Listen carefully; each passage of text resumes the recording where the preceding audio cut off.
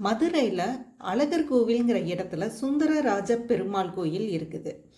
இந்த அழகர் கோயிலில் இருக்கிற ஸ்ரீ சுந்தரராஜ பெருமாள் விக்கிரகம் அபரஞ்சி அப்படிங்கிற உயர் ரக தங்கத்தால் செய்யப்பட்டிருக்கு. அபரஞ்சி அப்படின்னா தேவலோக தங்கம் அப்படின்னு பேர்.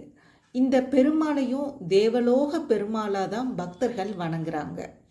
உலகத்திலேயே அபரஞ்சி தங்கத்தினாலான பெருமாள் சிலைகள் 2 இடங்கள்ல இருக்குது. ஒன்று அழகர் கோயில்லையும், இன்னொன்று திருவனந்தபுரத்தில் உள்ள அனந்த பத்மசுவாமி கோயில்லையும் உள்ளது. அழகர் விக்கிரகத்திற்கு இந்த பகுதிக்கு மலை மேலே நூபுர கங்கை நீரில் மட்டும்தான் அபிஷேகம் செய்யப்படுது.